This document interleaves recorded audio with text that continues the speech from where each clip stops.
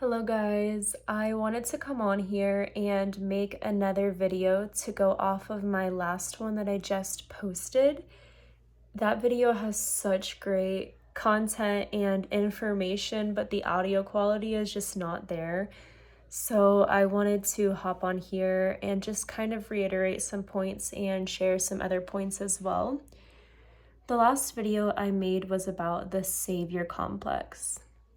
And the savior complex is this idea that it is your job to save others.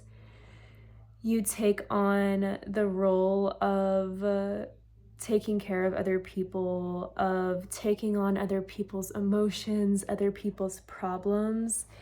And you probably don't really want to be in this role, or maybe you think you do, but it's probably something that developed when you were a young child, because this is how you learn to feel safe in the world. If we have parents or people around us who have a hard time taking care of themselves, we then feel that in order to feel safe and in order to control the situation, we try to take on their problems and try to heal it for them. And for the kind of person who we are doing this for, they often eat this up because they may have a hard time taking their own relationships and problems and whatnot into their own hands, probably because they did not learn to. We're all acting out of old programming, or a lot of us acting out of distorted programming that is not the truth of who we are. And someone has to go first in this healing process. Someone has to pull away first and find their own anchor, find their own truth, set their own boundaries, and do what's best for them. And through that, you are the mirror to other people to show them that they can do the same thing, that they can heal as well, that they can do whatever they need to do.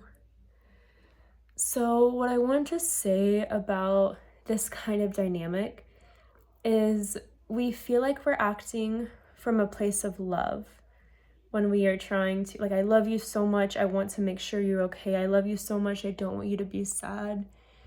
I don't want to see you go through this abusive, toxic relationship, and so on and so forth. When we insert ourselves in this way, that is a fear-based way of moving through things. Now, with that being said, of course, when you love someone, there is a healthy amount of insertion that you can have in their life, you know?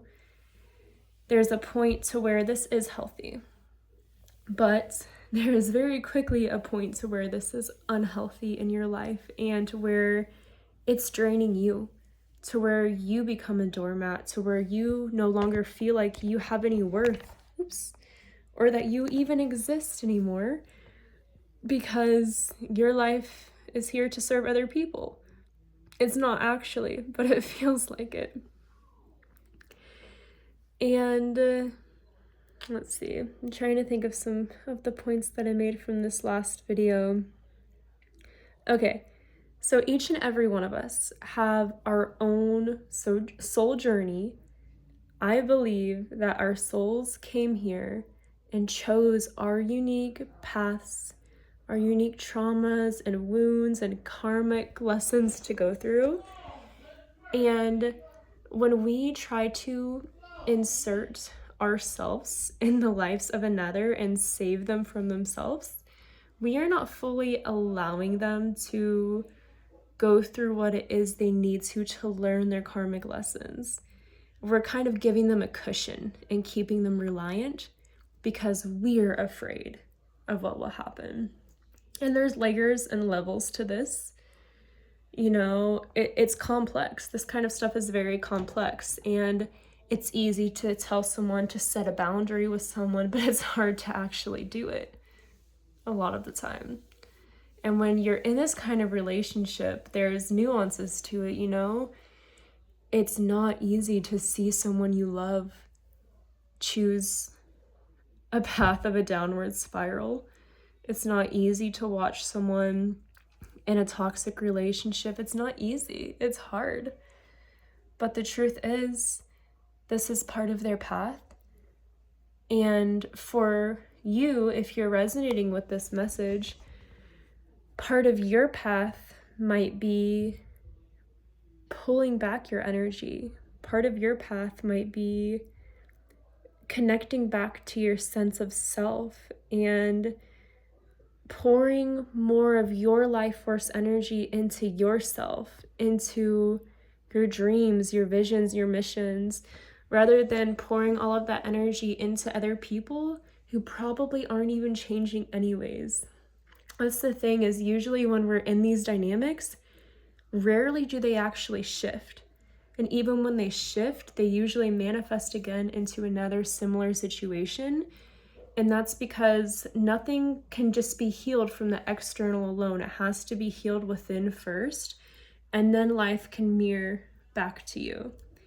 So if you're someone who is all the people around you are always in toxic and painful dynamics, they're always coming to you with their problems, what that is mirroring back to you is where you are allowing yourself to be in situations that are perhaps bringing you down, perhaps taking your energy, your precious energy.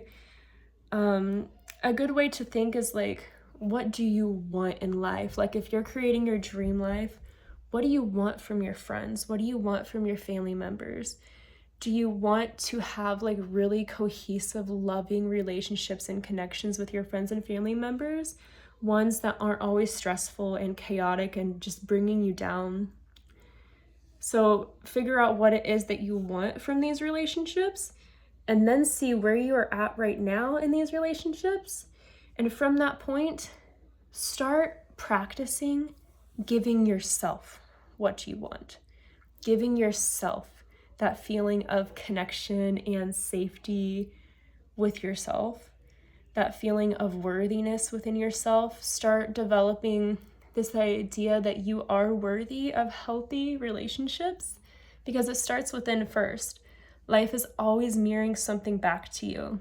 And even if you're kind of the middleman standing on the outside of these situations, you're not really on the outside. You are quite literally a part of this situation because you're allowing yourself to be.